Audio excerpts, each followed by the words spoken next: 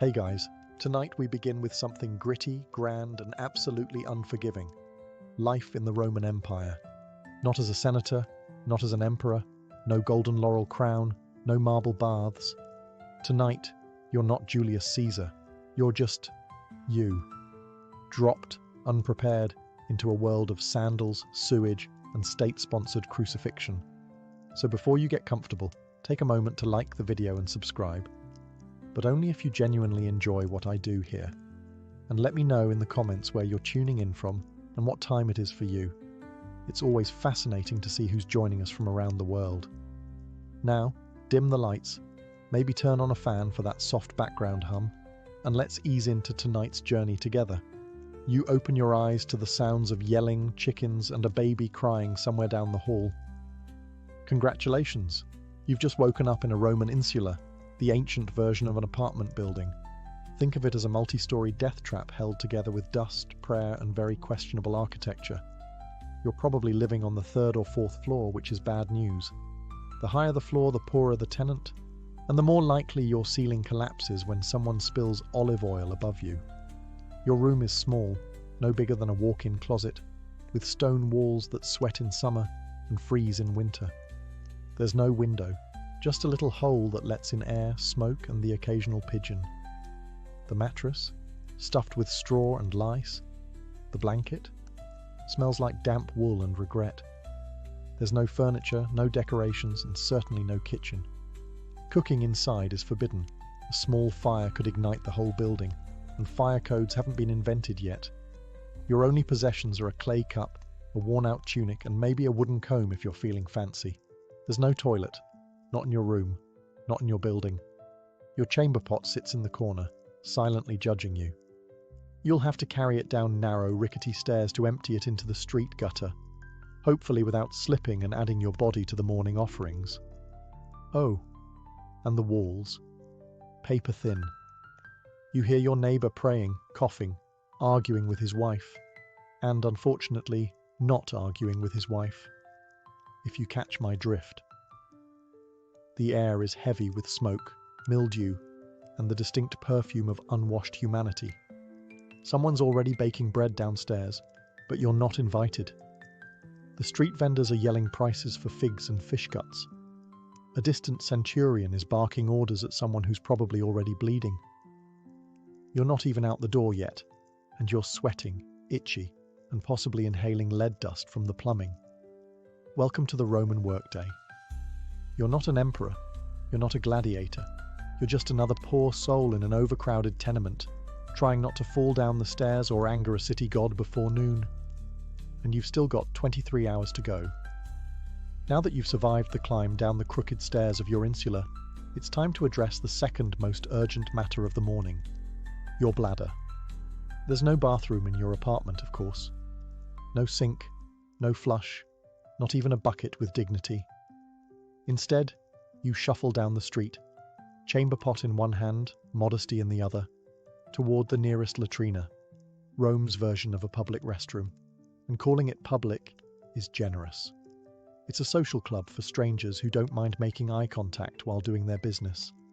You arrive to find a long stone bench with holes cut into it. Beneath the bench, a shallow trough flows with water, just enough to carry away the collective shame of the city's lower classes. You sit if you dare, and hope the person beside you doesn't want to chat. Privacy? Not a thing. Doors? Absolutely not. People treat it like a town square with extra acoustics. Businessmen discuss grain prices while squatting. A retired soldier talks about his sciatica. Meanwhile, you're just trying not to look directly across from you where another man is chewing olives and not breaking eye contact. Then comes the real treat, the tersorium. It's a communal sponge on a stick, kept in a bucket of vinegar or salt water. In theory, you rinse it before use. In practice? Well, let's just say the sponge has seen things. Unspeakable things. You wipe, hesitantly, and hope the vinegar did its job. If you're feeling lucky, maybe you brought your own rag. If you're feeling rich, maybe some moss. But chances are you just used what everyone else used, and now carry the quiet shame of shared hygiene. And if you think you can skip this ritual by going in an alley, think again.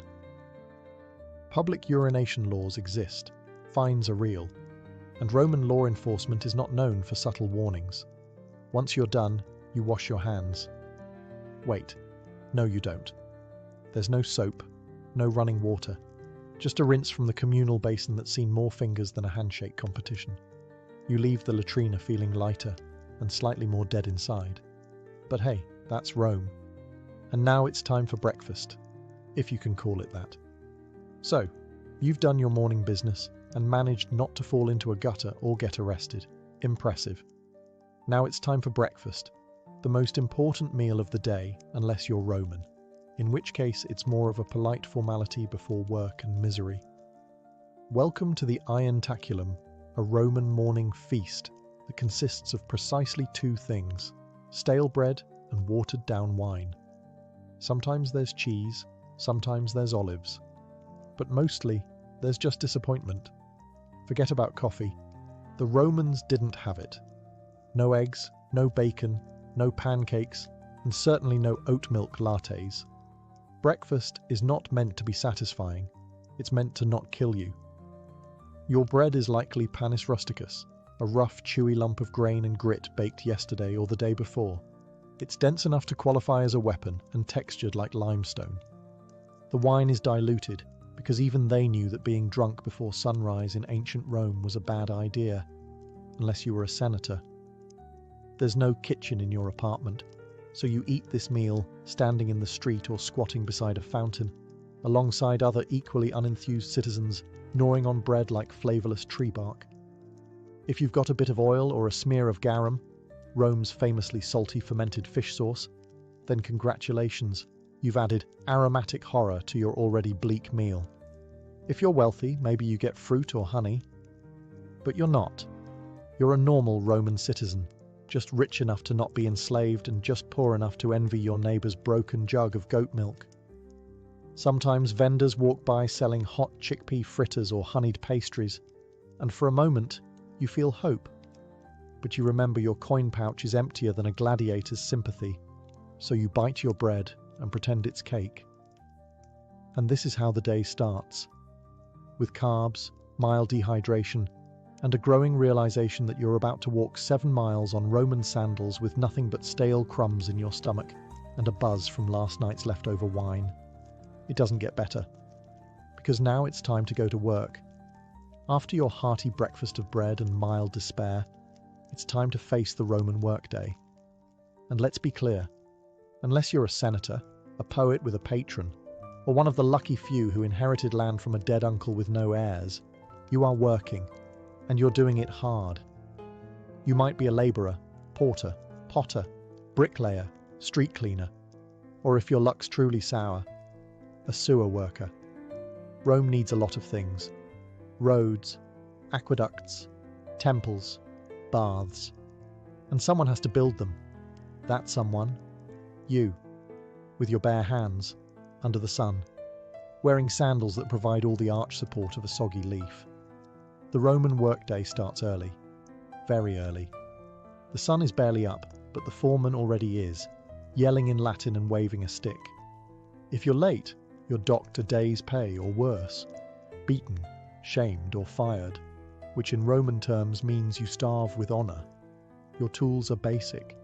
You dig with a shovel made of splinters and prayer, carry bricks on your back, and haul water from a cistern that smells like old socks and ambition. There are no gloves, no helmets, just sweat, dust, and the constant awareness that one slip might crush your spine and your career simultaneously. And if you're a craftsman, good luck. You're competing with hundreds of others selling the same clay pots, sandals, or cheap tunics. Underpricing is common, and quality doesn't matter if a richer citizen decides he doesn't like your face. Even more elevated jobs, like messenger, accountant, or teacher, aren't glamorous. You're either running through Rome's chaotic streets with scrolls under your arm, writing numbers for someone who will forget your name, or trying to teach Latin to a group of senators' children who already think they're gods. Women? They're working too, spinning, weaving, selling vegetables, or managing stalls in the markets, plus raising children, plus managing the household, plus not dying during childbirth, multitasking before it was cool. And after all this, you get a short break for lunch. Maybe. If your supervisor isn't in a bad mood or trying to impress a visiting prefect. So yes, you work, or you die trying. Rome may be eternal, but your back won't be, so you've made it through the morning without fainting or being flogged. Now it's time to navigate the ancient Roman street, a chaotic, crowded gauntlet designed by someone who clearly hated personal space and public health. Picture it. The sun's high, the city's buzzing, and the street is alive. Not in a poetic way, in a literal way. Rats, flies, stray dogs, livestock, beggars, merchants yelling in 6 languages, children running wild, thieves pretending to help old ladies while pocketing your coin purse. It's like Times Square, if Times Square had no plumbing and everyone was carrying a goat. Let's talk infrastructure. Roman roads were engineering marvels, perfectly straight, masterfully paved, and usually overflowing with a blend of urine, spilled wine, vomit, animal waste, and the remains of last night's garum sauce. The middle of the street functions as an open sewer. Step off the raised footpath without looking, and congratulations. You've just baptized your sandal in the holy waters of human misery. Wagons clatter by with no speed limits, no crosswalks, and zero chill. They don't stop for pedestrians. In fact, Roman law actually banned heavy cart traffic during the day in the city, which means drivers race through at night, in the dark, without brakes, like charioteers on a deadline. If you're not crushed by wheels, you'll be bumped by elbows, baskets, or an angry fishmonger shouting about spoiled eels. Then there's the air, thick with smoke from cooking fires, incense from temples, the scent of public latrines wafting on the breeze. Oh, and dead animals. Sometimes people just leave them there. If a dog drops in the forum, someone might just toss a cloth over it and walk away. And don't forget public spectacles, spontaneous brawls, impromptu protests, or a politician's parade that blocks traffic for hours while trumpet players blast off-key fanfare in your face. So yes, the Roman street is alive and out to get you. Slip on a fig, get hit with a runaway cart, or accidentally offend a patrician's pet monkey, and your day could end faster than Caesar on the Ides of March. And you were just trying to go buy lentils. You're sweaty, dusty, and desperately craving a splash of something cold. The good news? You live in Rome, a city renowned for its aqueducts, those magnificent engineering marvels that carry fresh water from the hills straight into the heart of the empire. The bad news? That water doesn't care about you. Unless you're wealthy enough to live in a domus with your own private fountain, you're sharing water with thousands of your closest coughing, sneezing, not washing their hands neighbours. Your options are the public fountains, where everyone fills their jars, washes their feet, and occasionally dunks a child for fun or hygiene. And by hygiene, we mean a wet version of hope. If you want to wash up, your best option is the thermae, the Roman public baths. They're everywhere, and everyone uses them. Sounds civilized, right? But here's the thing. The water cycles through multiple pools with no soap, no chlorine, and very little shame. You'll be sitting in a tepid bath with a dozen other men, none of whom believe in modesty. Conversations are loud, political, and occasionally naked. A man might try to sell you socks while another cleans his ears with a stick. And the water, it's been through everyone. If you were hoping to feel clean, think again. You're marinating in bacteria with a hint of eucalyptus. Also, fun fact, the plumbing system often uses lead pipes. Yes, lead. Romans were obsessed with engineering but not chemistry.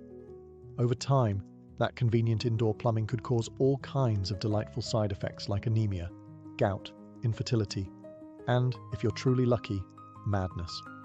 Want to drink something safer? Wine. Seriously. Water is viewed with suspicion, especially in the poorer districts where contamination from latrines and street runoff is common. So wine is diluted and consumed throughout the day by men, women, and children alike. Because what better way to survive a crumbling empire than with a gentle buzz? So yes, Rome brought water into the city before most of the world knew what a pipe was. But for the average citizen, it's a gamble every time you drink, bathe, or rinse your toes. Enjoy your aqueducts. Just don't trust them.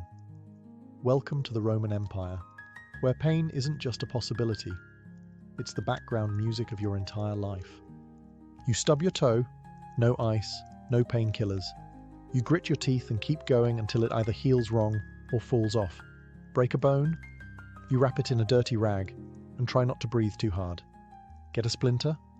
Good luck. That's how infections start and how you might end. Roman society isn't big on comfort. There are no ergonomic tools, no padded seats, no concept of taking it easy. If you're a labourer, you're lifting bricks with a hernia and a prayer.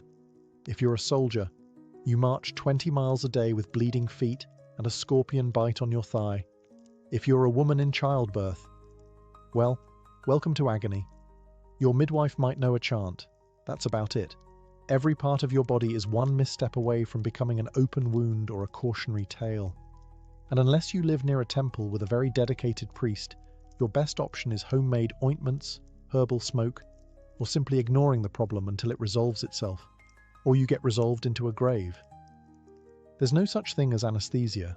Surgeries are performed while you scream into a block of wood. Dislocated shoulder?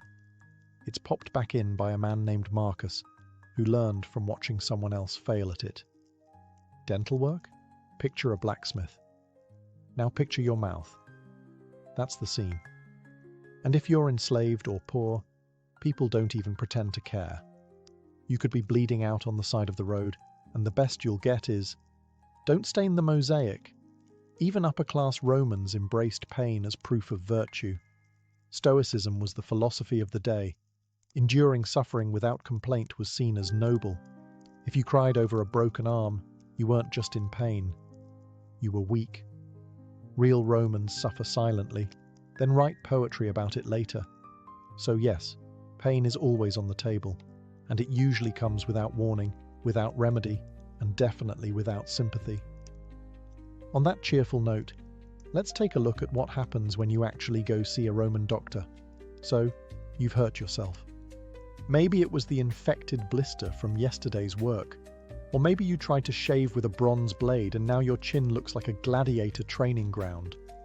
Either way, it's time to seek medical attention, which, in ancient Rome, is less about healing and more about surviving the attempt. Let's begin with the basics.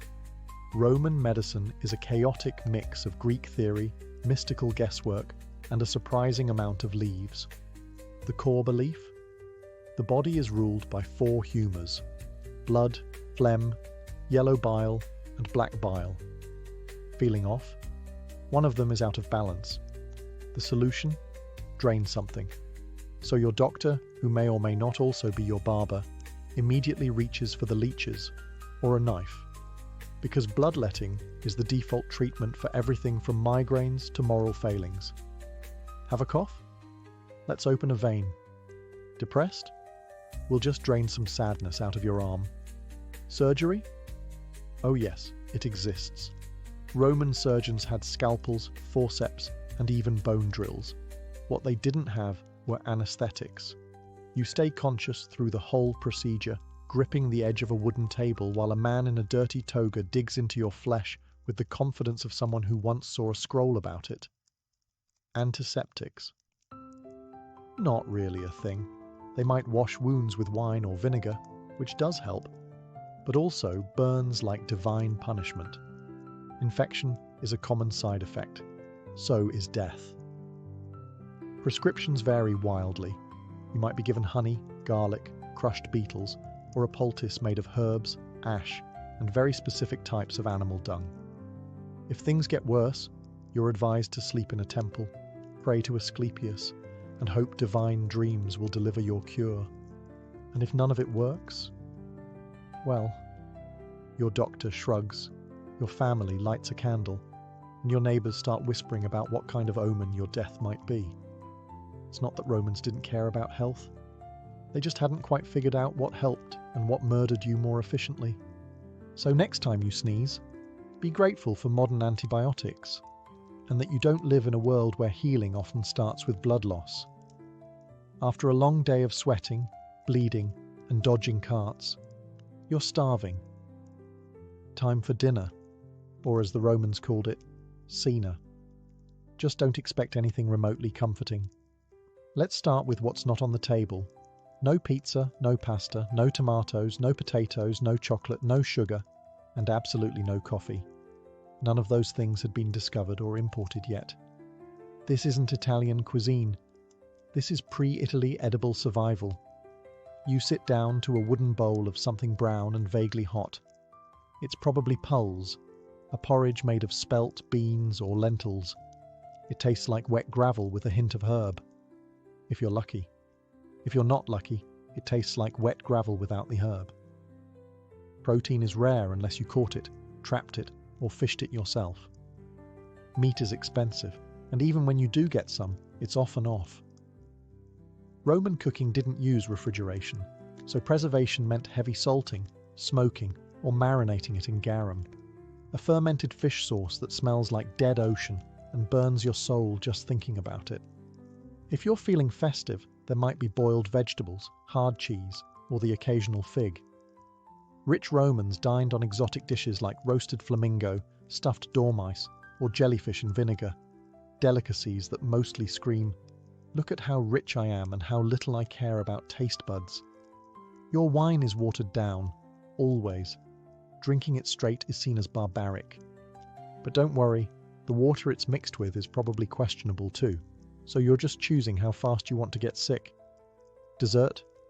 Maybe dried fruit, maybe nuts, or maybe you're fasting because it's a feast day honouring a god who frowns on gluttony. Either way, you're not ending the night with a tiramisu. There are no napkins. You wipe your hands on a cloth shared with 10 other people, or just use your tunic and pretend it's clean. By the end of the meal, your stomach is full but uneasy, and your breath smells like garlic, wine, and slight despair. But at least you're fed. Now all you have to do is survive the Roman nightlife, and trust me, that's not a relaxing stroll.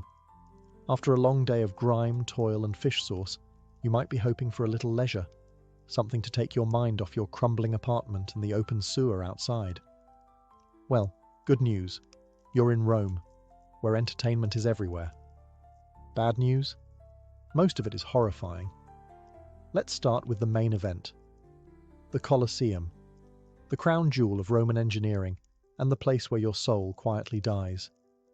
This is where crowds gather to watch men stab each other for sport, wild animals devour criminals, and sometimes, if the emperor is feeling dramatic, reenact full naval battles with real water and real drowning. It's free to attend, which sounds generous until you realize it's free because the state wants you distracted while the Senate raises taxes and quietly annexes Armenia. You sit packed between sweaty strangers, cheering as a gladiator loses a limb. There's blood, sand, and occasional public executions with extra flair. You're clapping. You're not sure why. Feeling a little sensitive? Prefer theatre? Head to the amphitheatre for a Roman play. Maybe a tragedy written in Latin you barely understand, or a farce so bawdy the punchline involves someone pretending to defile Jupiter with a sausage. Subtlety is not the Roman strong suit. If you're feeling sporty, try the Circus Maximus. Chariot races are fast, thrilling, and regularly fatal. There are no guardrails, no helmets, and lots of shouting.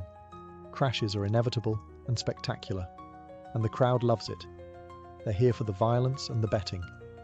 Don't cheer for the wrong team unless you're ready to fight your way home. And then there's the street entertainment, fire breathers, acrobats, musicians, con artists, and the occasional philosophical rant from a barefoot man with nothing to lose. If you don't like the show, wait 5 minutes. Something else, or someone else, will start yelling. But behind all of it, there's a strange, brilliant madness. Rome didn't just distract its people. It dazzled them into forgetting how brutal daily life was. It weaponized spectacle. And if that doesn't numb you enough, there's always more wine. Now, let's take a walk through justice. Roman style. Spoiler. It's not comforting. You've survived work, dinner, and a gladiator getting impaled for applause. You might think you're safe now, that as long as you keep your head down, the law will protect you. Ah, that's adorable. In Rome, the law doesn't protect, it reminds. Reminds you that you're small, replaceable, and that mercy is a luxury reserved for statues of emperors. First off, legal status matters. If you're a citizen, you have rights, in theory. You can't be flogged in public unless someone important gets really annoyed and you get a proper trial. If you're non-citizen, justice comes in the form of a fist, a branding iron, or a swift execution outside the city gates. Slaves? They are property. If a slave murders their master, even if the master deserved it, every slave in the household might be executed, just to send a message. That message? Don't even think about it. If you're accused of a crime, don't expect a calm chat with a lawyer. Trials are public theatre. The wealthier party brings witnesses, bribes, and dramatic gestures. You bring your tunic and a sinking feeling. If you cry on cue, that might help. If you have no patrons, pray to Jupiter and hope the magistrate isn't hungover. Punishments are designed not just to hurt, but to deter. Thieves can be branded or have their hands broken. Liars might get their tongue pierced. Fraud? Public flogging or exile, if you're lucky. And if you insult the emperor, it's not jail time.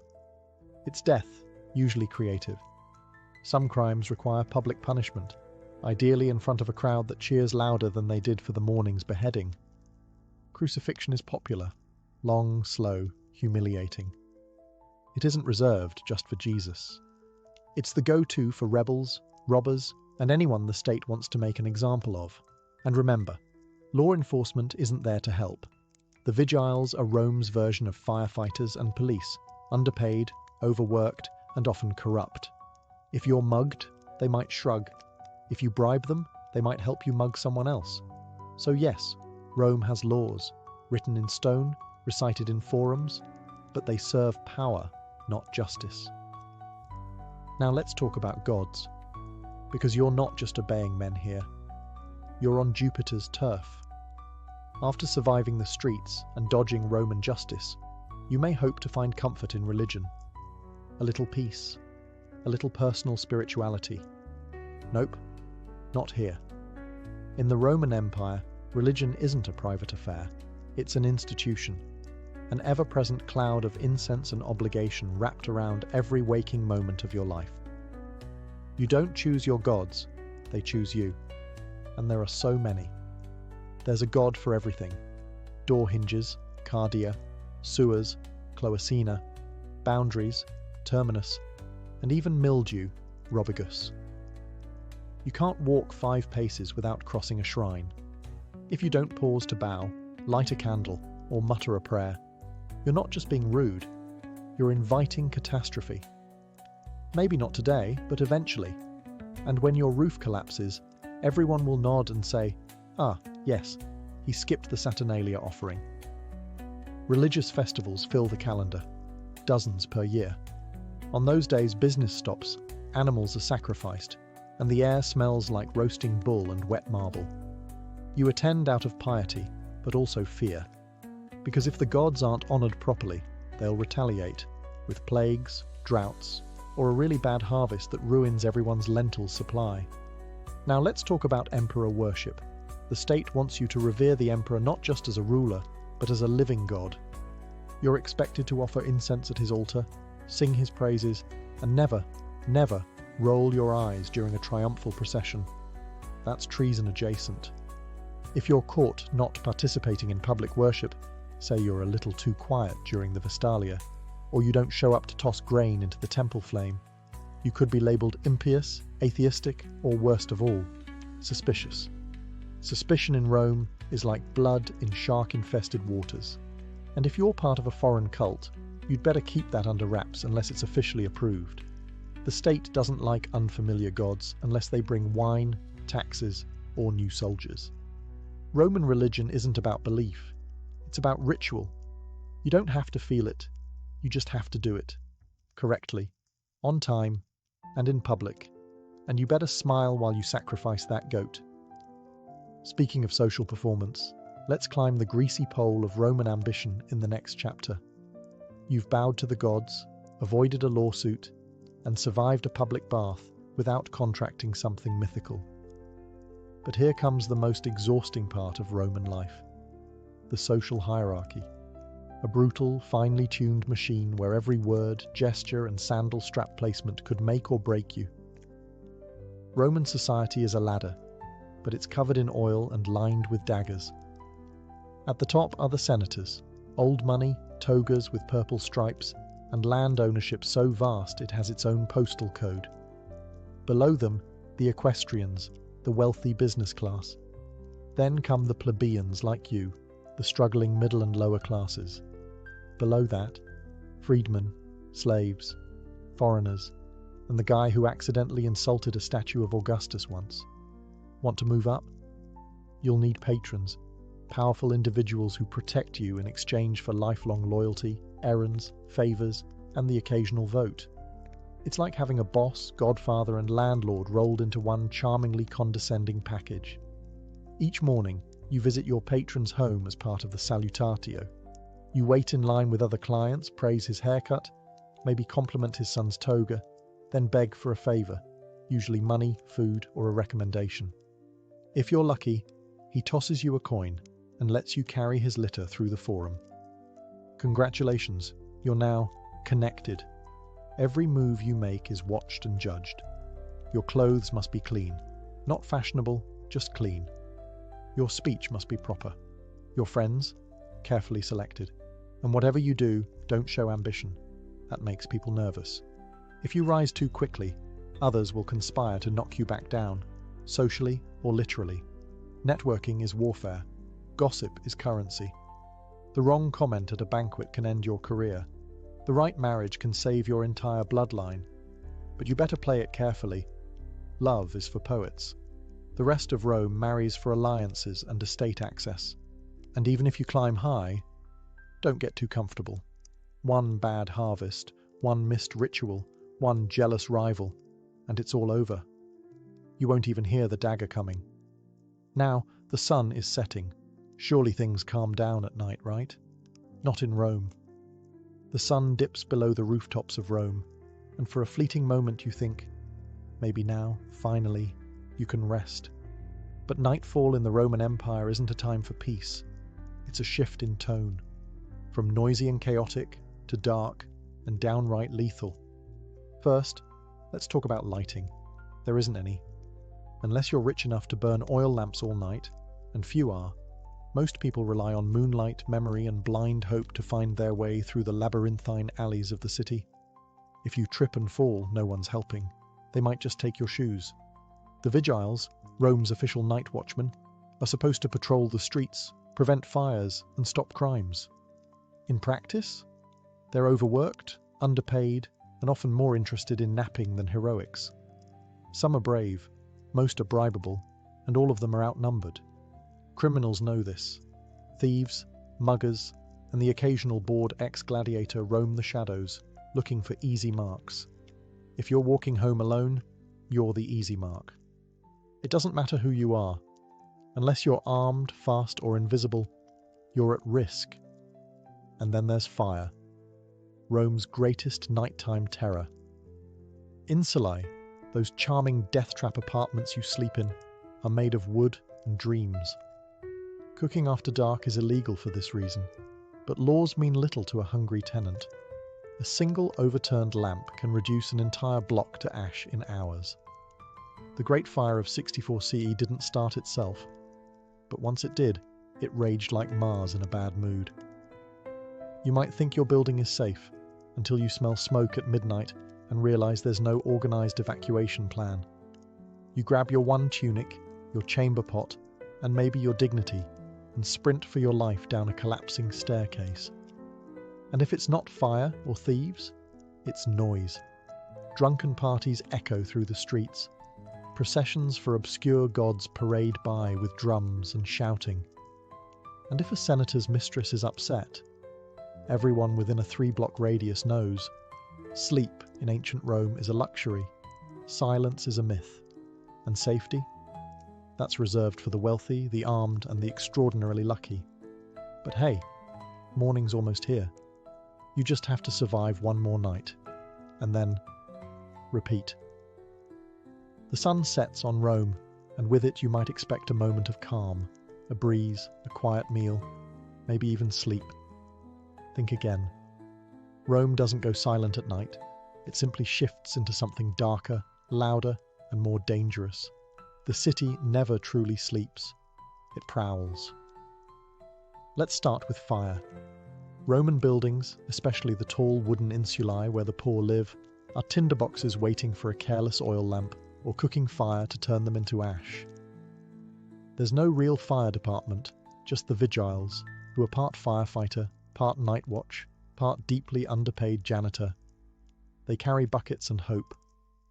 If your apartment catches fire, you might be rescued, or you might become a cautionary tale in tomorrow's gossip.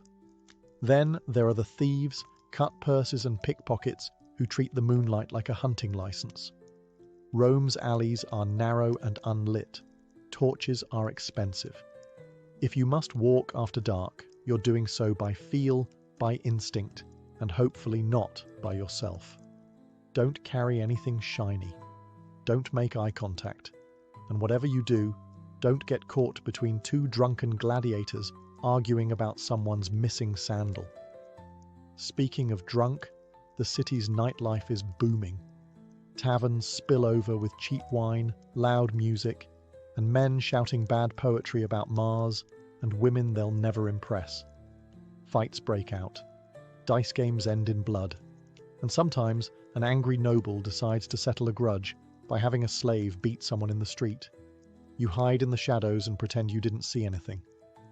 If you're a woman walking alone, good luck. Rome is not kind to unchaperoned females after dark. The streets belong to the desperate, the reckless, and the dangerously bored. Trying to sleep isn't much better. Your insula creaks like it's thinking about collapsing. Rats scurry through the walls. Your neighbour coughs like a dying goat. Somewhere nearby someone is screaming, either from passion, murder, or both. You press your face to a sweaty pillow and pray to Mercury for silence. But there is no silence in Rome. Not for you. Because in the Roman Empire, even the darkness is loud. And when dawn comes, you'll have to do it all again. You woke up in a crumbling insula, survived public toilets, chariot traffic, gladiator gore, lead poisoning, leeches, religious festivals, burning rooftops, and half-cooked lentils soaked in fermented fish sauce. You bowed to gods you don't understand, obeyed laws that don't protect you, and slept through riots, rats, and the occasional public decapitation. You're dirty, tired, possibly infected, and emotionally scarred by the communal sponge. And it's only been one day. Would you last another? Honestly, no, you wouldn't. Most modern humans, with our air conditioning, antibiotics, and 5-minute delivery windows, would crumble by lunchtime. You'd give up before the second round of garum. And yet, the Romans did it. For centuries. Because here's the maddening, magnificent thing. In the middle of all this filth, brutality, and noise, Rome worked. Somehow. They built cities, roads, aqueducts, libraries, temples, and amphitheatres. They expanded their empire across continents. They administered laws, developed philosophy, mapped the stars, performed surgeries, and invented concrete. Concrete. That stuff still holds up better than most modern buildings. They created systems that shaped Europe and beyond for 2,000 years. Latin became the root of half the languages you hear today. Their architecture inspired cathedrals, parliaments, and college campuses. Their political concepts, republics, senates, veto power, still echo through modern democracies. But it came at a cost. For the average Roman, not the emperors, not the marble-bathed elite, daily life was a hard-fought grind, and yet they endured. They adapted. They didn't have a choice. Because Rome wasn't made of gold. It was made of sweat, fear, ambition, and survival, layer by layer, person by person, century by bloody century. And that's why it lasted. You'd be begging to go back to modern plumbing and antihistamines by mid-afternoon. You'd trade your entire denarii pouch for a hot shower and a chair with a back on it. And that's okay. You don't need to survive ancient Rome. You just need to understand it.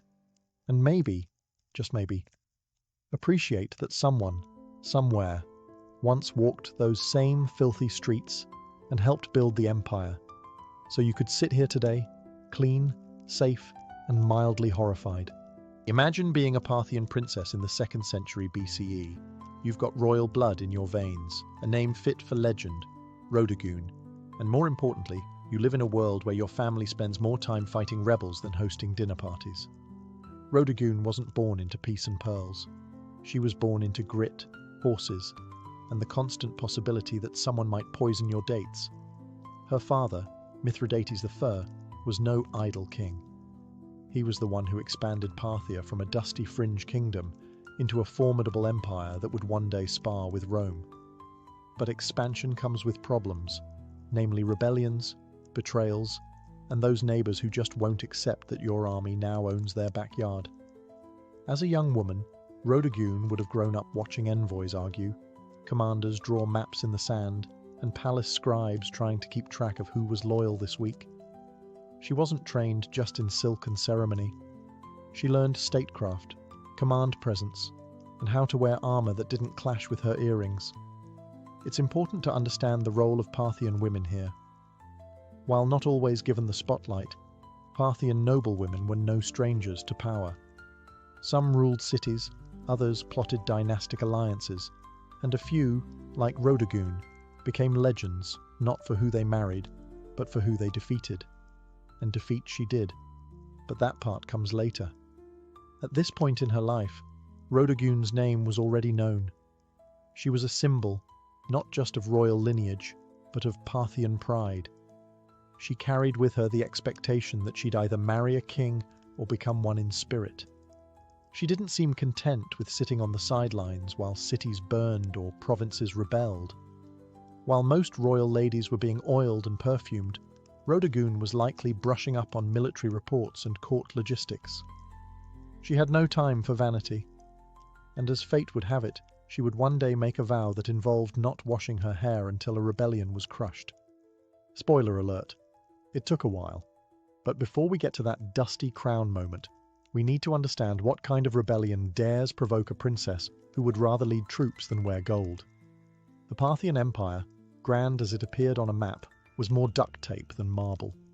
Stretching from the Persian Gulf to the edges of Mesopotamia and beyond, it was stitched together by marriages, oaths, and the occasional sword pressed firmly against someone's neck.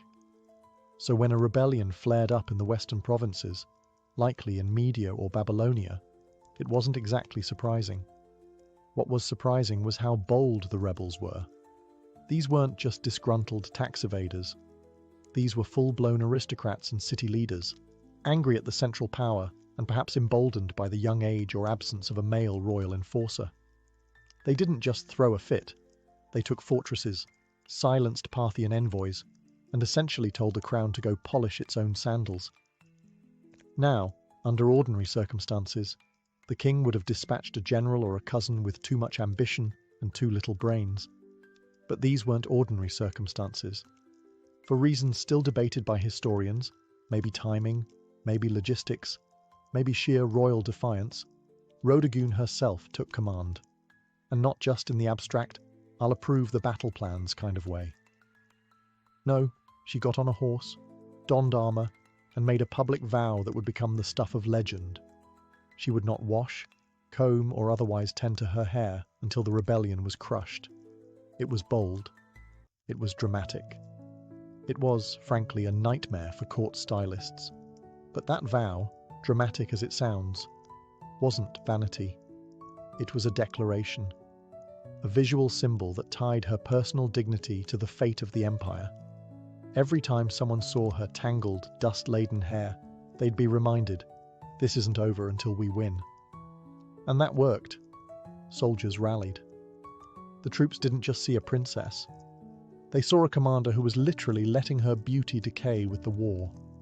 She embodied Parthian resilience, the kind that didn't rely on thrones but on thorns, dust and sweat. Meanwhile, the rebels probably didn't know whether to laugh or panic. They had expected a general, maybe a diplomat. Instead, they got a furious, unwashed woman who was riding straight for their gates with steel in her eyes and no time for conditioner. And worse, she meant business. When Rodogun set out from the capital, she wasn't escorted by a lavish court parade or showered in rose petals. She was accompanied by cavalry, grit, and the weight of an empire that needed its rebels squashed like an overripe fig. And she looked the part. Gone were any signs of courtly delicacy. Her hair, famously unkempt, began to take on a life of its own, hanging like a banner of war-torn determination. In a world obsessed with appearances, she turned her own into a weapon. The campaign was not swift. This wasn't a single siege, easily resolved with a bribe and a battering ram. The rebel cities were fortified and confident. They had expected hesitation from the central power, not a battle-hardened woman galloping through the dust with fire in her gaze. But Rodogun didn't waver. Her military instincts were sharp, perhaps sharper than many of the men who had led before her. She employed classic Parthian strategies: mobility, feigned retreats, and hit-and-run raids. Her forces would appear at the edge of a rebel-held city, vanish like smoke, and return a day later from an unexpected flank. Reports suggest her soldiers admired her not just as a symbol, but as a tactician. She didn't ride behind the lines. She was up front, dirt under her nails and fury under her helmet. And as the weeks dragged on, so did her hair. It's said that by the third month, the strands had begun to knot into ropes, full of dust and sweat, and the whispers of battlefield prayers. But that only made her more terrifying to her enemies, and more revered by her men. Rebels called her the Witch Queen, not because she practiced magic, but because no noblewoman should still be fighting in the field and refusing a bath. Surely, they reasoned, something unnatural was at work. But there was nothing magical about it, just sheer, unrelenting discipline. By the time her army laid siege to the final rebel holdout, the legend had grown faster than the rebellion had. In taverns and tents alike, soldiers joked that the enemy wasn't afraid of Parthian swords. They were afraid Rodogun would never wash again. And truth be told, they weren't entirely wrong. The last stronghold of the rebellion loomed ahead, a walled city rumoured to be impenetrable, where the rebel leaders had dug in like ticks on a dog. Supplies had been hoarded, archers lined the parapets, and the gates had been reinforced with the kind of smug confidence only traitors possess. They believed they could outlast Rodogun. Big mistake. By now her appearance was legend. Word had spread not just through the empire, but into enemy territory. The woman who won't wash, they whispered, has arrived. Some said her hair had turned to iron.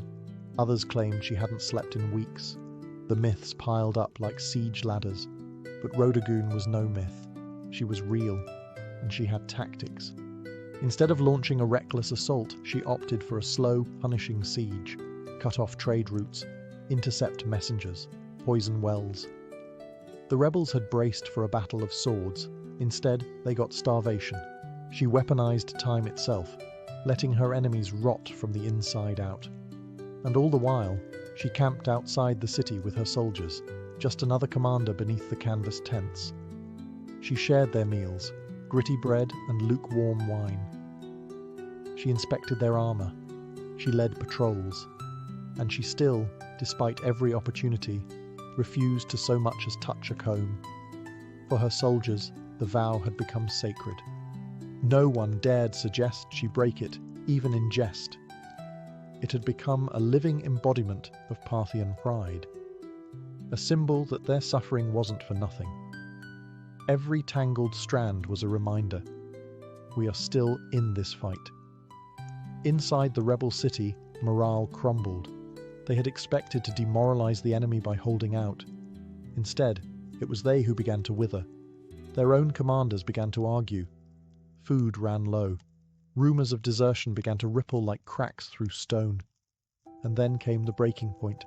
A small gate, left unguarded for just an hour, perhaps out of fatigue, perhaps sabotage, was found by one of Rodogun's scouts.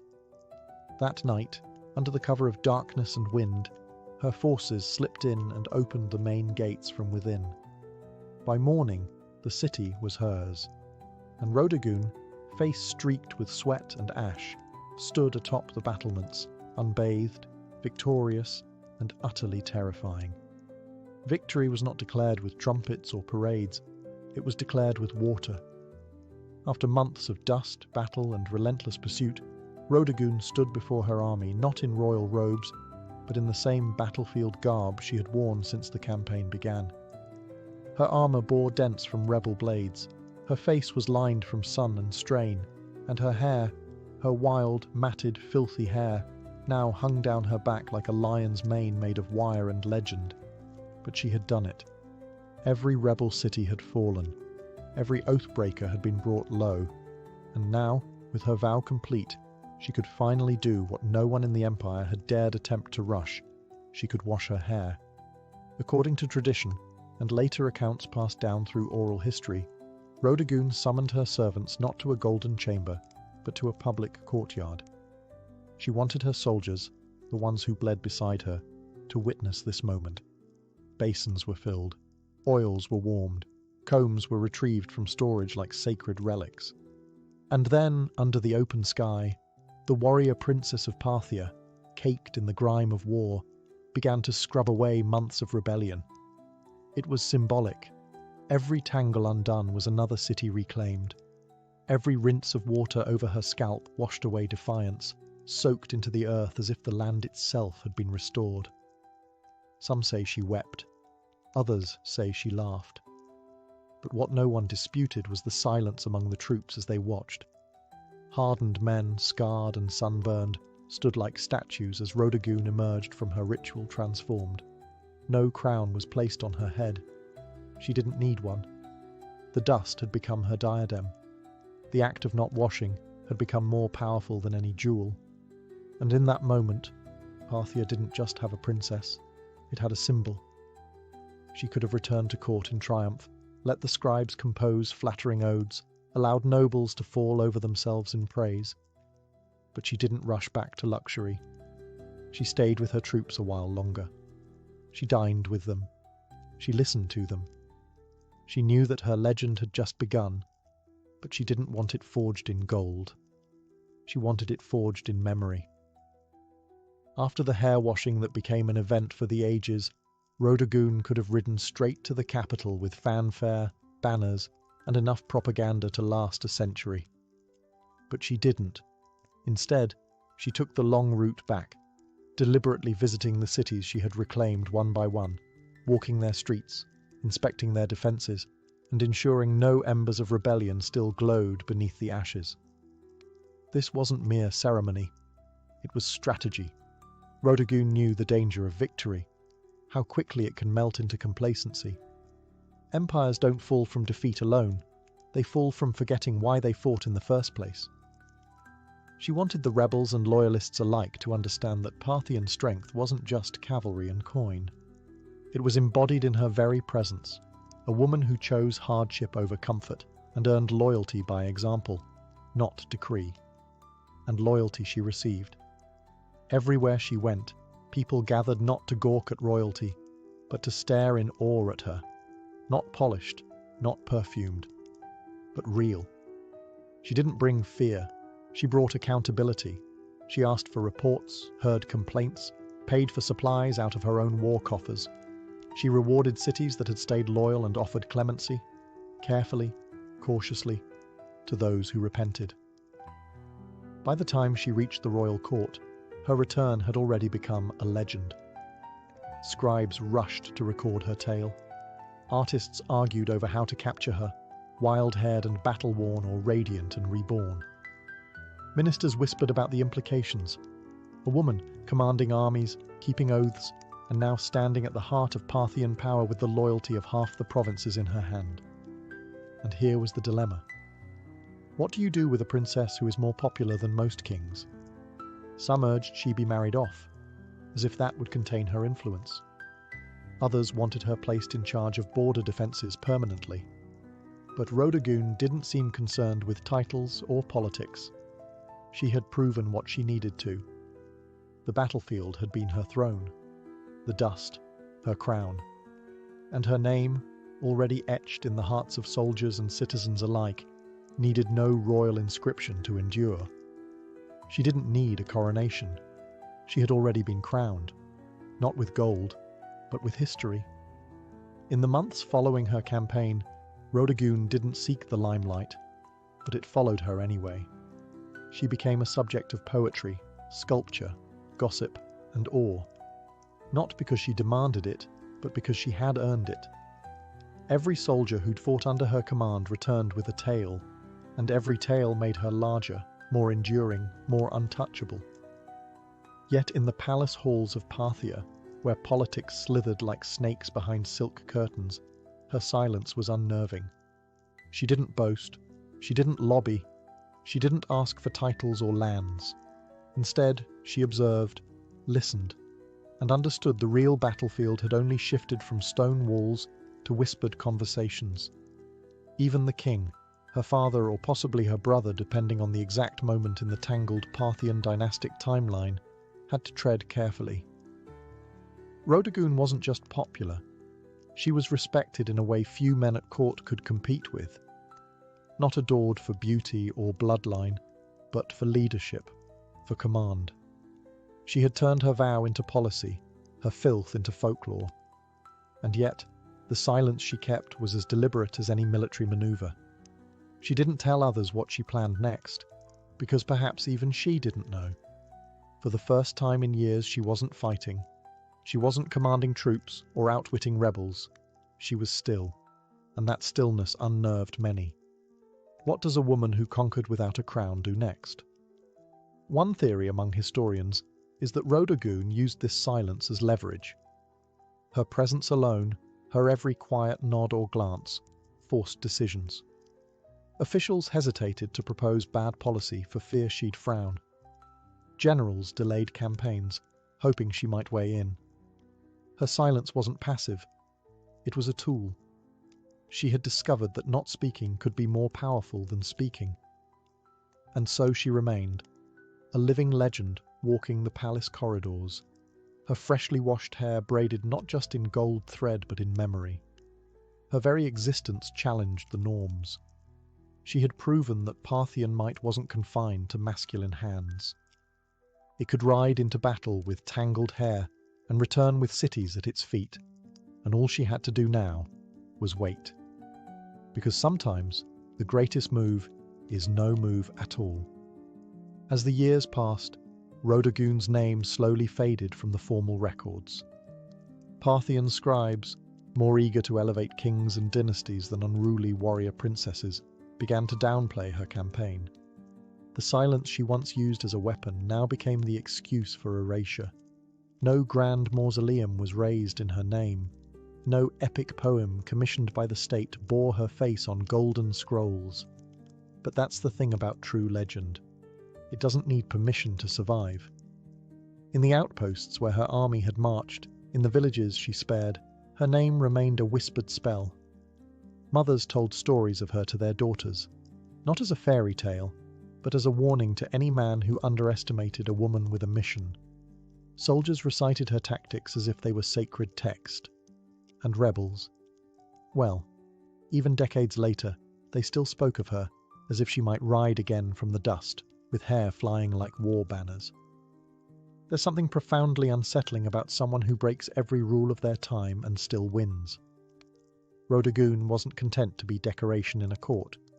She didn't play the flute, paint birds, or practice the refined art of being quietly ignored. She burned through her time like a comet, and then vanished just as quickly. Historians have debated what became of her. Some believe she retired from public life, choosing peace over politics.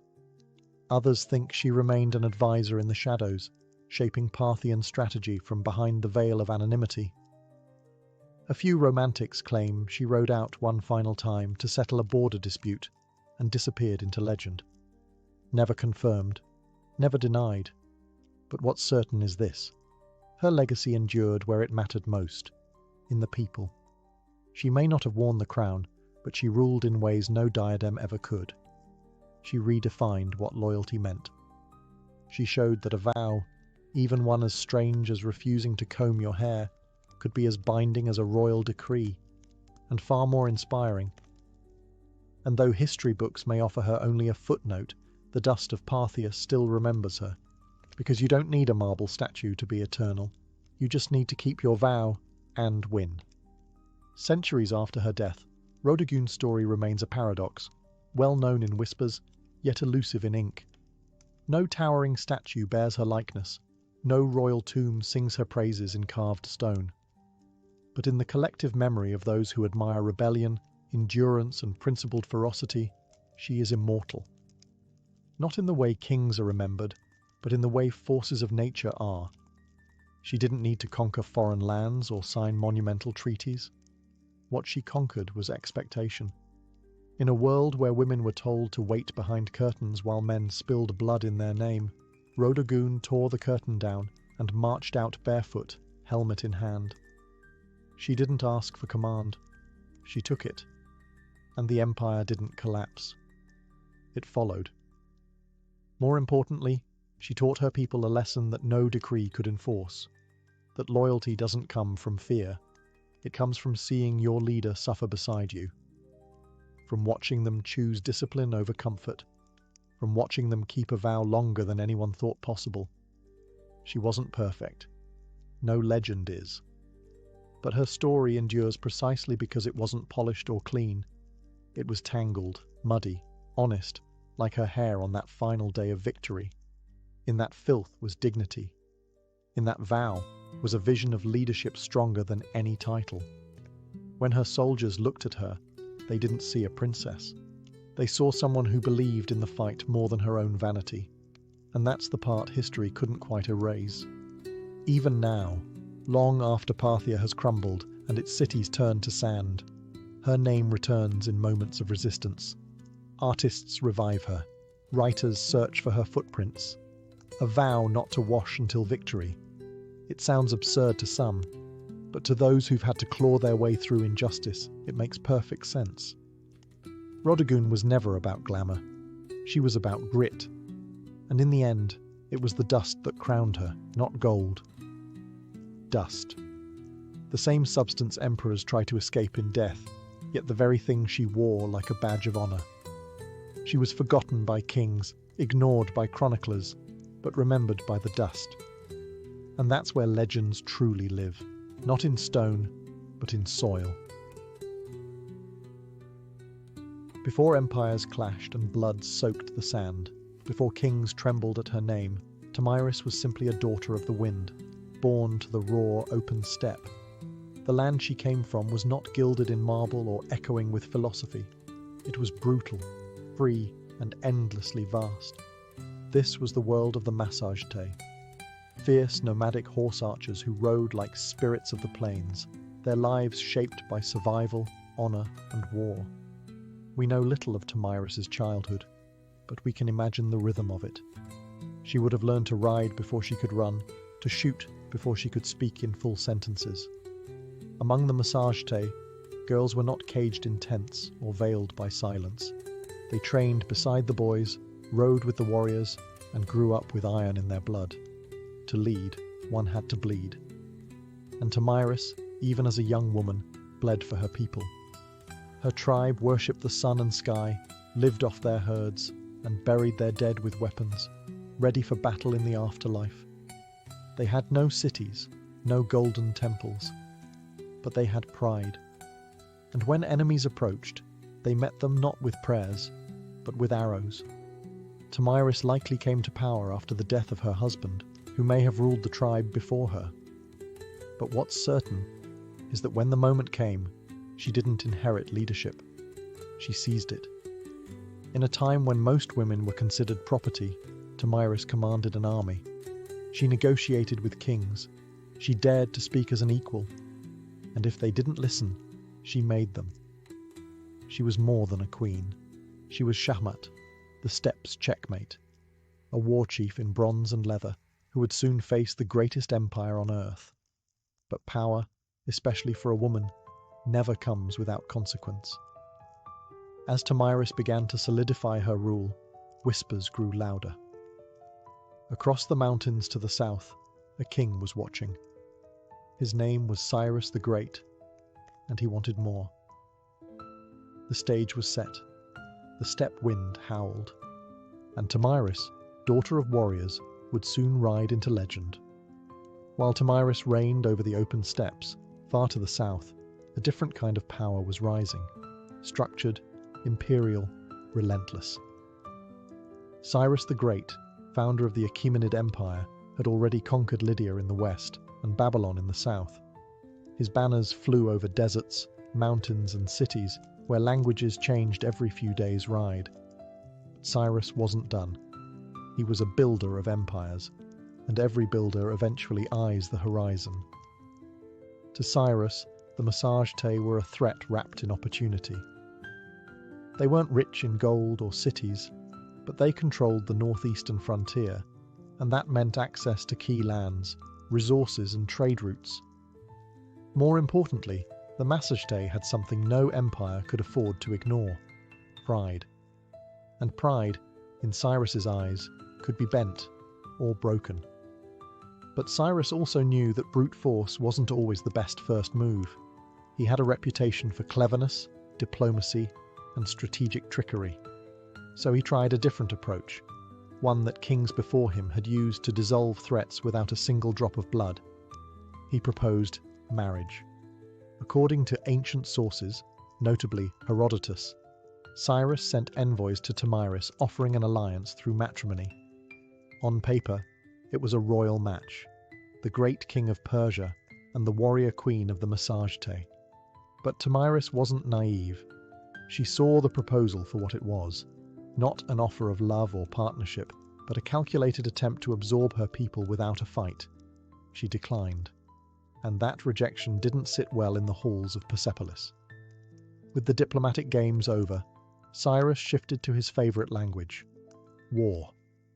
He ordered his army to cross the Araxes River, the natural barrier that separated Persia from the land of the Massagetæ. He was going to take what Tomyris refused to give. But Tomyris was already preparing. She knew the terrain. She knew how her people fought, on horseback, fast and furious. And most of all, she knew Cyrus wasn't just coming for land. He was coming to crush a woman who dared to say no. The world's most powerful king had declared war, but he had no idea what kind of fury he had just awakened on the steppe. Cyrus the Great, master strategist and seasoned conqueror, believed he could outwit Tomyris. He had faced kings, crushed cities, and subdued nations. To him, the Massagetæ were little more than wild nomads with fast horses and no cities to defend. He didn't realize he was stepping into the path of someone just as cunning and far more furious. Tomyris had warned him. After rejecting his marriage offer, she sent a clear message: cross the Araxes River, and you will regret it. But Cyrus crossed anyway, building a bridge of boats to carry his army into Massagetæ land. Instead of striking immediately, Tomyris pulled her forces back, luring Cyrus deeper into unfamiliar terrain. The Persians found an abandoned camp, well stocked with food, and more importantly, wine, a luxury the nomadic Massagetæ rarely indulged in.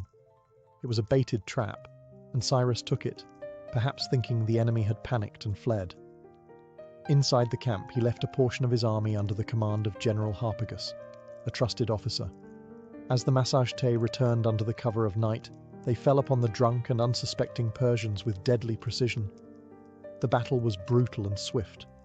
Among the dead was Spargapaises, Tomyris' son and a Massagetæ commander. Accounts differ on what happened next. Some say Spargapaises was taken alive and, realizing his capture, begged for death and took his own life. Others claim he was killed in the fighting, but all agree. When news reached Tomyris, something inside her shattered, and then turned to steel. Her grief was volcanic, but her rage, that became legendary. She sent another message to Cyrus. This one wasn't a warning, it was a vow. You may be a glutton for blood, she said, but I swear, I will give you your fill." She promised to make the ground run red with Persian blood, and her vengeance would not be quiet. Cyrus had taken her son. He had violated her land. Now he would meet not the queen of the massage-tay, but the mother of a slain warrior, and the last face he would ever see. The next battle would not be a skirmish. It would be an execution. The sun rose over the plains like a blade, sharp and blinding. Tomyris stood at the head of her army, no longer just a queen, but a storm given form. Her warriors, hardened by the nomadic life, painted their faces with ash and rage. This wasn't about politics anymore. This was about blood. Cyrus, for all his might, had underestimated the massage-tay. He assumed they would fight like the tribes he had conquered before, chaotic, uncoordinated, easy to crush. But Tomyris had spent her life among warriors. She understood how to strike, not blindly, but with precision. She rallied her forces for a full-scale assault on the Persian invaders. And this time, she wasn't holding back. The location of the final battle is lost to history, swallowed by the vastness of the steppe. But what's clear is that Tomyris launched a ferocious counterattack. Her cavalry swept across the plains like a tide of knives. They fired arrows from horseback, closed in with axes, and fought like people with nothing left to lose. The Persians, battle-hardened, disciplined, and experienced, weren't expecting this level of organized fury. Tomyris didn't just lead her troops, she fought beside them.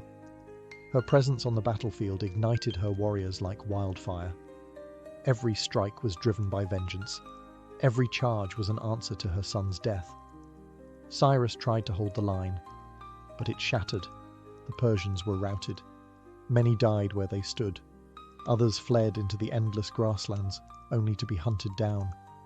And Cyrus the Great, the man who had conquered Babylon, Lydia, and nearly the known world, fell in the chaos. Whether he was slain in combat or captured and executed depends on the version told. But either way, he died on Tomyris's terms. What came next is infamous. According to Herodotus, Tomyris found Cyrus's body on the battlefield, ordered his head severed, and then, in a final act of symbolic revenge, submerged it in a wineskin filled with human blood. "Drink your fill," she said, "of the blood you thirsted for." Was it historical fact or poetic embellishment? Maybe both. But it didn't matter. The message was eternal. Tomyris was not to be conquered. When the dust settled and the grass drank deep the blood of empire, Tomyris stood victorious. A warrior queen who had done what no king or army before her could. She brought Cyrus the Great to his end. News of the defeat sent shockwaves across the ancient world. The mighty Achaemenid Empire, thought to be unstoppable, had been humiliated by a woman from the steppes. The Persians did their best to downplay the loss, but the death of their founder couldn't be ignored. Cyrus's body was eventually returned and buried with honor in the royal tomb at Pasargadae. Yet the stain of his final defeat would linger like a wound on the empire's legacy. For Tomyris and the Massagetae, however, the victory was more than revenge. It was a declaration. They had defended their sovereignty not just with weapons, but with dignity. Tomyris had stood up to the world's most powerful ruler, and she hadn't just survived, she had triumphed. And then she vanished from history. No records survive detailing her later years, her death, or any successors she may have appointed. It's as if, after taking her vengeance, Tomyris simply rode back into the horizon and allowed the wind to carry her legend forward. In the centuries that followed, historians, poets, and chroniclers would try to fill in the blanks, turning her into a symbol as much as a woman. To the Persians, her name was a bitter reminder. To the Greeks, she was a paradox, a barbarian who displayed more nobility than many kings. And to the peoples of Central Asia, Tomyris became folklore, a ghostly queen who rides through the steppe, fierce and unbending, with a sword that remembers. Her legacy would inspire countless depictions across cultures. Medieval manuscripts portrayed her in regal armor. Renaissance paintings imagined her towering over Cyrus's corpse. In every age, she became what people needed: a mother avenger, a wild queen, a lesson in hubris, or a symbol of feminine power. But one truth cuts through the myth: she changed history. Tomyris didn't inherit a throne, she forged it in fire and fury. And for one brief, unforgettable moment, the Steppe Queen proved that not all empires rise. Some fall to the hooves of warriors who ride with vengeance in their hearts. Much of what we know about Tomyris comes not from local Massagete records. They left no stone tablets or royal archives, but from the pen of a Greek, Herodotus, often called the father of history. Writing a century after her time, he immortalized Tomyris in his histories, casting her as a warrior queen of astonishing resolve and terrifying vengeance. But Herodotus wasn't simply reporting facts. He was weaving a story, one part chronicle, one part morality tale. To him and his Greek audience, Tomyris represented the ultimate reversal of imperial arrogance. Cyrus the Great, a man who had conquered half the known world, fell not to a vast army or a rival king, but to a woman who fought not for glory, but for her child. Her victory was almost mythic, and Herodotus treated it as such. He even detailed her grisly revenge: the wineskin of blood, the severed head of Cyrus, and her damning words, "Drink your fill." But was it true? Modern historians debate this endlessly.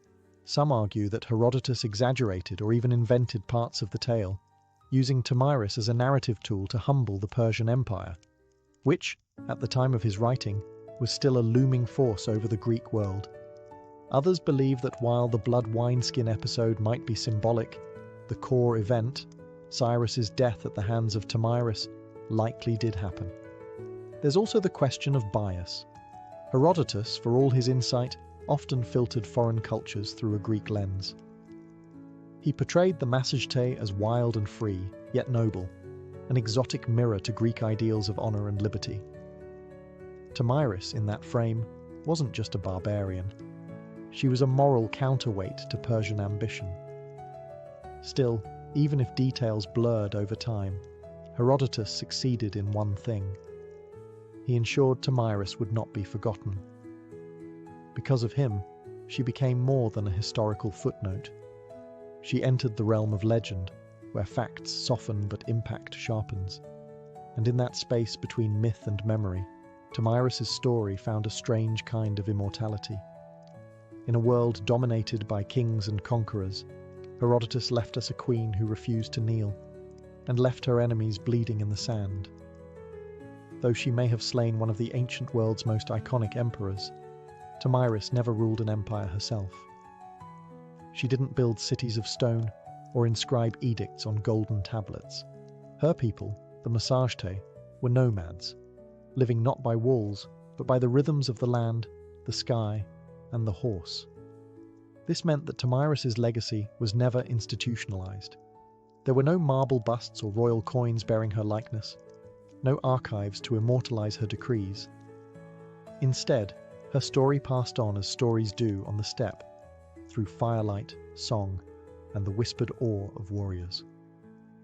The Massagete were one of many powerful tribes of the Central Asian steppes. Their cousins included the Scythians, the Saka, and the Dahai, all expert horse archers who roamed the lands between the Caspian Sea and the borders of ancient China. These tribes were feared by empires for their mobility, unpredictability, and ferocity in battle. Tomyris, as a female leader among them, was rare, but not entirely unique. Steppe culture, unlike many sedentary civilizations, allowed women far greater freedoms. Women rode, hunted, fought, and even led. Among the Scythians, graves of female warriors, buried with weapons, armor, and horse gear, have been found by archaeologists, confirming that the stories of fierce steppe queens were more than just legend. Tomyris stood at the pinnacle of that tradition. Her power didn't come from inheritance or religion. It came from respect, grit, and sheer capability. She was a unifying force among scattered clans, a political leader and a military commander in a landscape where survival meant riding faster, shooting better, and fearing nothing. But because the massage tale left no monuments, Tomyris became a kind of phantom queen, her name echoing only in the writings of outsiders and in the oral traditions of the steppe. To the Persian scribes, she was a warning, to the Greeks, a marvel, and to her people, likely a memory carried in bloodlines and battle songs, a ghost who rode with them across the plains. Empires may rise and fall in stone, but the stories of the steppe live on in the wind, and Tomyris, fierce, grieving, and unbroken, became its voice. Centuries passed, and the empires that once surrounded the Massagetae rose and crumbled. Cyrus's successors built Persepolis, fought Alexander the Great, and faded into the dusty footnotes of time. But Tomyris? Her legend endured, not in the palaces of kings, but in the hearts of those who refused to bow. Across Central Asia, she became more than a queen. She became a symbol of female strength, of resistance, of the untamed spirit of the steppe. In many ways, Tomyris embodied a kind of defiance that transcended geography. She was not Roman, not Greek, not Persian, and so her story belonged to no empire. That made her dangerous and inspiring. In the medieval Islamic world, chroniclers occasionally mentioned her name, reshaped by language but never quite forgotten. In some versions, she was praised for her justice and vengeance. In others, she was seen as a savage queen, a reminder that power in the hands of a woman could be both glorious and terrifying. By the time the Renaissance rolled around, European artists rediscovered her tale through the writings of Herodotus. Painters depicted her in elaborate armor, standing triumphantly over Cyrus's lifeless body. In one dramatic painting, she holds his severed head aloft like a trophy, blood-soaked and victorious. It was theatrical, yes, but also political. These artists were fascinated by the idea of a woman who didn't just survive in a man's world, she won. In the 19th and 20th centuries, Tomyris became a nationalist icon in regions like Kazakhstan, Uzbekistan, and Turkmenistan. Poets and educators reclaimed her as a historical heroine, proof that the roots of Central Asian identity were fierce, proud, and deeply feminine. Her name appeared in textbooks, statues, and even military ceremonies. A woman who had once ruled on horseback with a bow in hand was now riding once more, through memory and myth, through rebellion and pride. In a world that still wrestles with the idea of powerful women, Tomyris remains a challenge. She wasn't perfect, saintly, or tame. She was decisive, brutal when necessary, compassionate only to those who deserved it. She was resistance in human form, and the blood of empire on her hands was a crown she wore without apology. History tends to favor the builders of monuments, the writers of laws, the kings who carve their names into stone. Tomyris did none of these. She left no empire behind, no palace to excavate, no royal seal to decipher, and yet her name still lives, not because she ruled forever, but because she refused to be erased. She stands as a contradiction to how history often remembers women, not as helpmates or footnotes, but as forces of destiny. Tomyris didn't beg for recognition. She took it with blood and fire. She didn't ride behind a king. She rode against one, and won. Her story is retold in classrooms from Central Asia to Europe, not simply because she killed Cyrus the Great, but because she dared to defy him. She wasn't defending an empire. She was defending freedom, a freedom that rode on the backs of horses, that hunted with hawks, that slept under the stars. A freedom that could not be neatly drawn on a map. Today, her statues rise from Kazakhstan's capital cities, and her face adorns coins and textbooks. To modern Central Asians, she is a mother of nations, a link to a pre-Islamic, pre-Soviet, proudly nomadic past, a reminder that their identity wasn't born in submission, but in the cry of battle and the gallop of horses.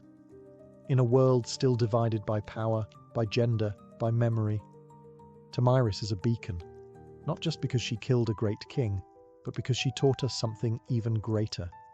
That dignity is not given, it is seized. That sometimes leadership looks like a mother grieving her son and refusing to let the killer walk away.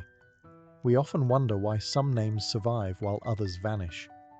Tomyris survived because she was unforgettable. Because in a time when women were expected to disappear into the tents of men, she rose, blade in hand, fury in heart, and carved her story into the flesh of history. Empires fall, statues crumble, but legends ride. And somewhere, in the whispering winds of the steppe, the queen still gallops, unbroken, undefeated, and utterly unforgettable. In ancient Egypt, beekeeping wasn't a hobby. It was a state-sponsored science with divine approval. Long before modern apiaries, Egyptians had already developed an organized mobile system for managing bees and extracting honey. By 2400 BCE, beekeeping was depicted in detail on the walls of tombs in the sun-drenched necropolises of Saqqara. It wasn't just about harvesting honey. It was a sacred practice embedded in agriculture, medicine, religion, and even the afterlife. The Egyptians used horizontal clay tube hives, typically stacked in rows and laid on their sides. These were nothing like modern wooden boxes. They looked more like terracotta drain pipes, and they were carefully designed to be relocated seasonally. As the Nile's floodwaters receded and flowers bloomed along its banks, hives were moved up and down the river to follow the nectar flow. This transhumance method was incredibly advanced for its time, almost like ancient GPS for bees. Beekeepers used clay or stone pipes to blow smoke into the hives, calming the bees before honey extraction. Without protective suits, these keepers had to rely on careful timing, experience, and a fair bit of courage. Honeycombs were removed gently, and the honey was collected not just for food, but for medicine, mummification, and sacred rites. Honey was considered a gift from the gods, a divine substance associated with Ra, the sun god. According to Egyptian myth, bees were born from the tears of Ra as they fell to earth. This wasn't poetic fluff. It shaped how the Egyptians treated bees. As messengers between the mortal world and the divine, honey was used in temple offerings, funerary rituals, and even as a currency in trade. It also had a prominent role in medicine. Ancient papyri list honey as a key ingredient in over 500 remedies, mixed with herbs, wine, or milk to treat wounds, infections, and gastrointestinal issues.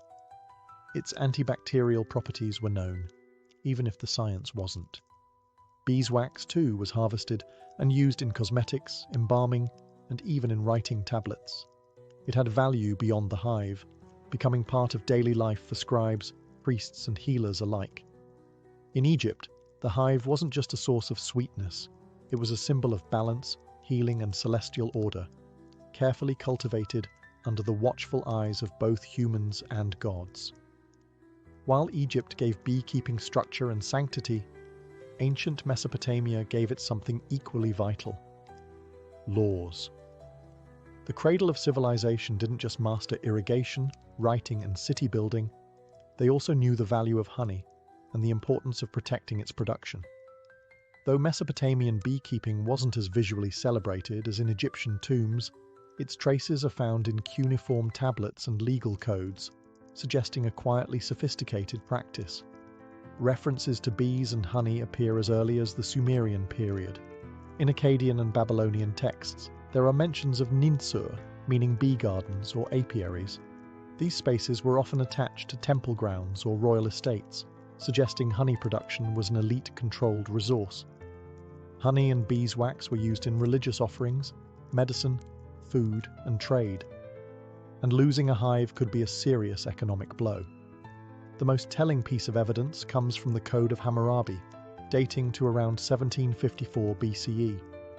While most of the code is famously devoted to issues like theft, injury, and agriculture, a few lines directly address bee disputes. If someone allowed their bees to swarm into another man's field, and the bees caused damage, they were liable.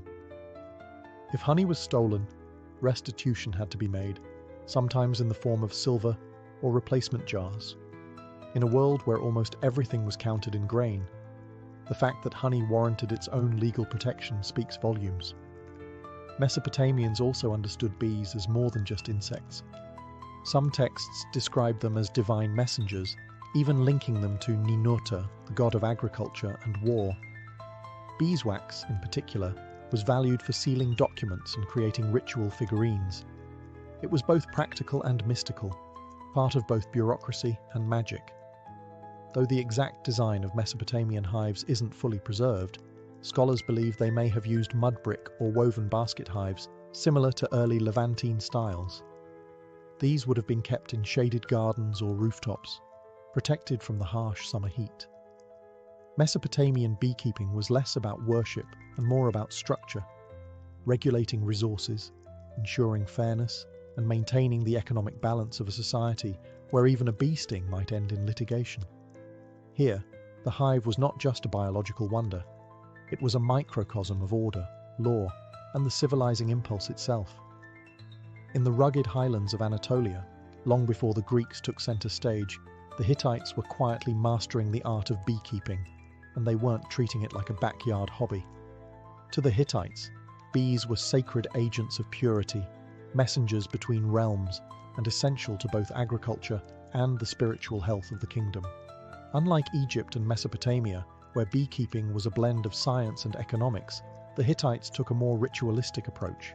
In religious texts from the 14th and 13th centuries BCE, bees are mentioned not just as producers of honey, but as active participants in purification rites.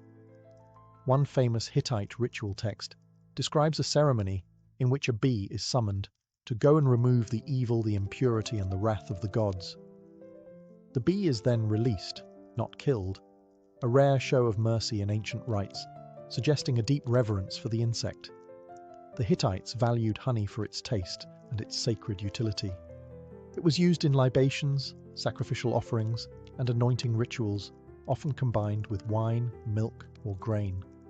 Honey wasn't just consumed, it was poured, burned, and blessed.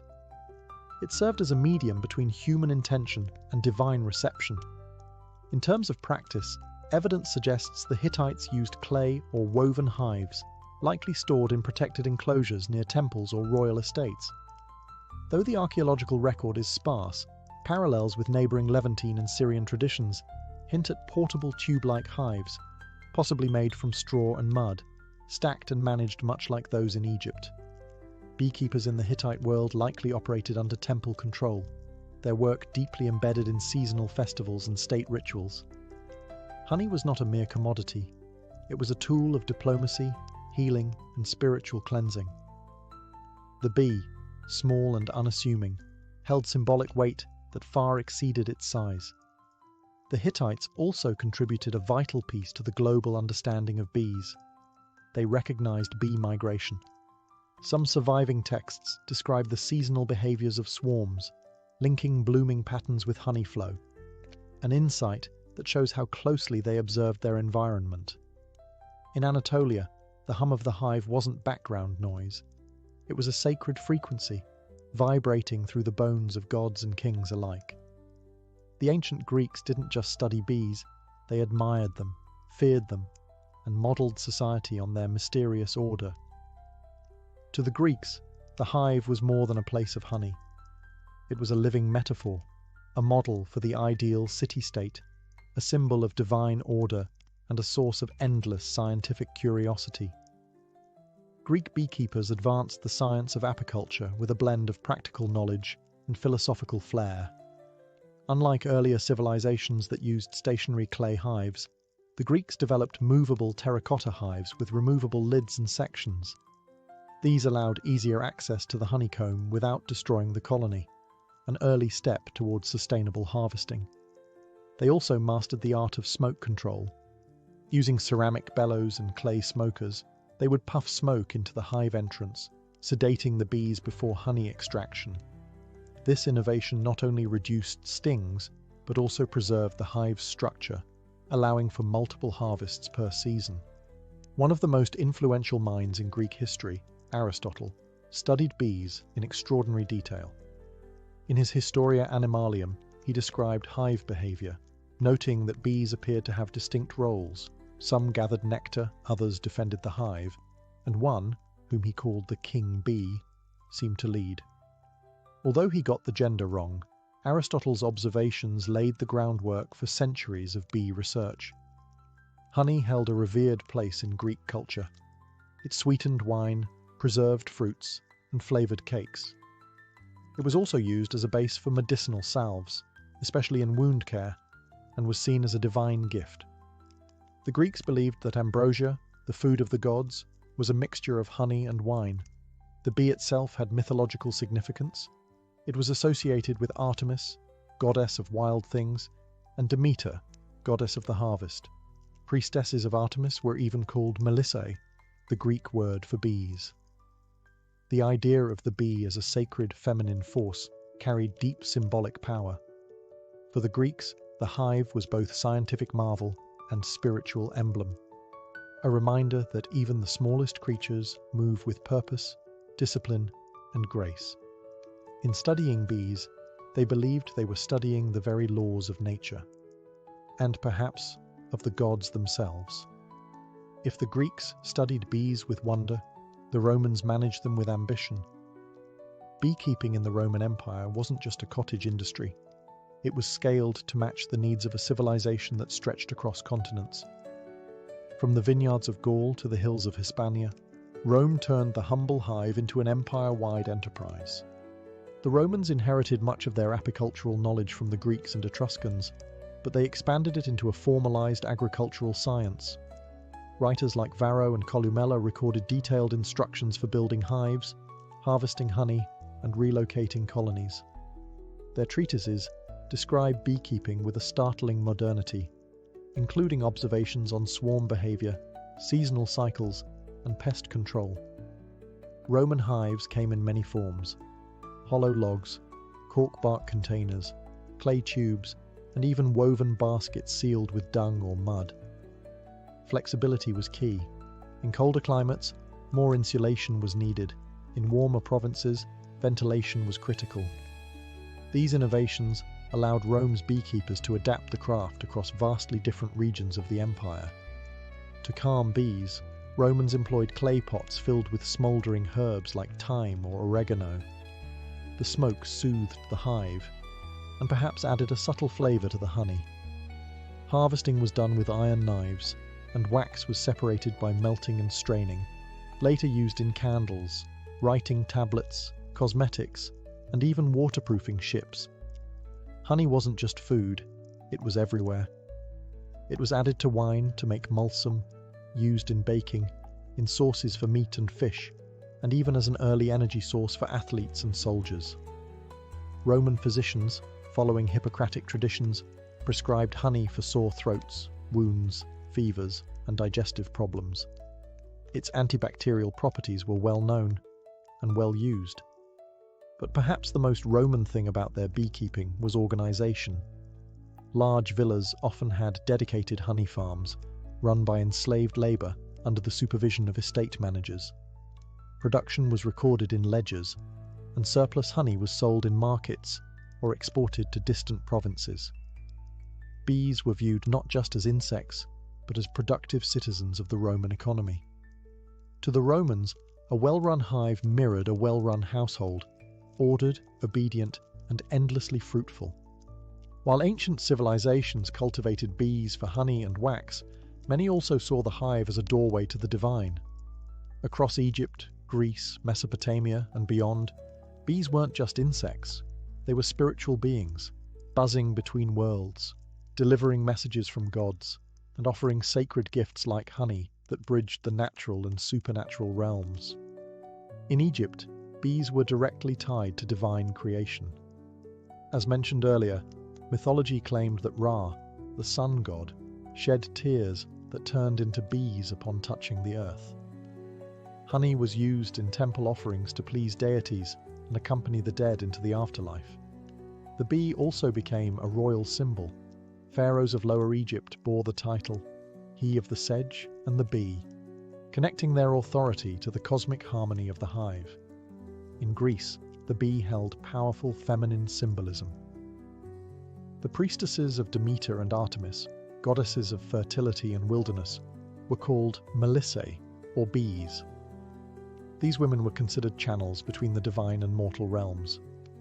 The Oracle of Delphi, one of the most important religious centers in the ancient world, was believed by some to have originally been presided over by bee priestesses. Even the famed Pythia, the Delphic prophetess, was sometimes called the Delphic bee. The hive itself was often seen as a microcosm of perfect order, disciplined, selfless, and productive. Philosophers and mystics compared bee society to ideal human society, cooperative, industrious, and reverent. The Stoics admired bees for their instinctive sense of duty. Early Christians would later adopt the bee as a symbol of chastity and resurrection, noting how bees create but do not lust. In the magical traditions of Mesopotamia, bees were invoked in ritual purification. In some Hittite ceremonies, a live bee was released after absorbing the impurities of the community, literally carrying sin away on its tiny wings. Honey and wax were burned in sacred fires, used in crafting protective amulets, and embedded in magical texts for blessings and healing. The bee was more than a metaphor. It was a bridge. A creature that lived in nature's hidden spaces, made golden food without killing, and stung only in defense. To ancient peoples, bees weren't just miraculous, they were mystical. To the ancient world, honey wasn't just delicious, it was divine medicine. Long before bacteria were discovered, people instinctively knew that honey could clean wounds, soothe coughs, and preserve the body. It wasn't magic, though it often felt like it. It was chemistry, centuries ahead of its formal explanation. In Egypt, honey was a cornerstone of ancient medicine. Medical papyri like the Ebers Papyrus, circa 1550 BCE, list honey in over 500 prescriptions. It was mixed with milk, figs, garlic, and herbs to treat everything from eye infections to digestive problems. When paired with animal fat or resin, it was applied as a salve to burns and cuts. Doctors knew that wounds treated with honey healed faster and resisted infection, likely due to honey's natural acidity and hydrogen peroxide content. The Greeks followed suit. Hippocrates, the father of modern medicine, prescribed honey for respiratory problems, ulcers, and fatigue. He used honey mixed with vinegar to create oxymel, a tonic used to clear phlegm and reduce fevers. Greek athletes drank honeyed water to boost stamina during Olympic training, believing it restored strength quicker than wine or water alone. In India, the Ayurvedic system held honey, madhu, in high regard. It was classified by taste, source, and medicinal potency. Ayurvedic texts warned against overheating honey, but endorsed it as a treatment for indigestion, colds, wounds, and even poison. It was also used in religious rituals, offered to gods and consumed during sacred fasts for both spiritual and bodily cleansing. The Romans, too, believed in the medicinal power of honey. Pliny the Elder recorded dozens of remedies involving honey in his natural history. It was a base for ointments, gargles, and laxatives, and even used to treat the wounded after battle. Honey mixed with poppy juice was given as a sedative. Roman surgeons kept it on hand to dress wounds and reduce inflammation. Beeswax had its place in medicine too, as a base for plasters, balms, and even dental fillings. Its malleability and resistance to decay made it ideal for sealing and preserving. In short, honey in the ancient world wasn't just sweet, it was life-saving. It healed the sick, preserved the dead, and symbolized purity. It was the pharmacy of the gods, delivered by the wings of bees. Ancient beekeepers were more than farmers. They were innovators, engineers, and keen observers of nature. Across civilizations, they developed specialized tools and methods that allowed them to manage bee colonies effectively, harvest honey sustainably, and even protect themselves from the bees' defensive stings. One of the most important innovations was the design of the hive itself. The Egyptians popularized the use of horizontal cylindrical clay hives, essentially large terracotta tubes stacked in rows. These hives were durable, portable, and mimicked natural cavities where bees thrived. Similarly, the Greeks and Romans used terracotta and woven basket hives, some with removable lids to allow access to honeycombs without destroying the colony. The ability to inspect and harvest without killing the bees was revolutionary, paving the way for modern sustainable apiculture. To safely extract honey, ancient beekeepers employed smoke to calm the bees. The Greeks invented clay smokers and bellows, designed to direct smoke into the hive's entrance. The smoke masked alarm pheromones released by guard bees, reducing their aggression. Romans refined this by burning fragrant herbs such as thyme or oregano, which soothed the bees and possibly imparted subtle flavors to the honey. Harvesting tools varied. Wooden or bronze knives were used to slice combs carefully. Sometimes, honeycombs were pressed to extract liquid honey, and wax was melted and filtered for later use. Beekeepers often wore minimal protection, relying on experience and careful technique to avoid stings. Suits and gloves were millennia away. Ancient texts reveal that beekeepers also observed bee behavior meticulously. They understood swarm cycles, seasonal patterns, and the importance of moving hives to optimize nectar collection. Some cultures practiced transhumance, relocating hives to follow flowering plants' bloom, similar to modern migratory beekeeping. Additionally, honey storage was a crucial aspect of ancient beekeeping. Egyptians used sealed ceramic jars to store honey, protecting it from moisture and spoilage. Honey's remarkable shelf life was well known, sometimes lasting centuries sealed within tombs. Even the relationship between humans and bees was carefully managed. Rituals were performed to appease bee spirits or gods, ensuring cooperation and avoiding misfortune. This spiritual care was as vital as the physical tools in maintaining a productive hive. In all, ancient beekeeping was a blend of craftsmanship, natural science, and reverence. The tools and techniques they developed set foundations that still influence modern apiculture. The ancient practice of beekeeping laid the groundwork for a relationship between humans and bees that continues to this day. Far from a simple agricultural activity, early beekeeping was an art and science that influenced medicine, religion, economy, and ecology across civilizations, shaping the way we understand nature and sustainability. From the Nile Valley to the hills of Anatolia, from the temples of Greece to the farms of Rome, ancient beekeepers honed methods to protect and sustain their colonies. Their innovations in hive design, smoke use, and seasonal management allowed for sustainable honey harvests, a practice crucial for both survival and trade. The respect they showed for the bees' life cycles helped foster a model of harmony between humans and nature. Their understanding of honey as a medicine informed the early pharmacopoeias of Egypt, India, and Rome, influencing healing practices that persist in traditional medicine worldwide. Honey's antibacterial and preservative properties became the foundation for wound care and remedies, while beeswax shaped early technologies in cosmetics, art, and construction. The symbolic and spiritual meanings attributed to bees and honey in ancient cultures also endure. Religious rituals honoring bees and honey continue in various traditions, reflecting humanity's ongoing fascination with the hive as a metaphor for order, cooperation, and divine blessing. The idea of bees as messengers between worlds or symbols of resurrection permeates art, literature, and folklore across centuries.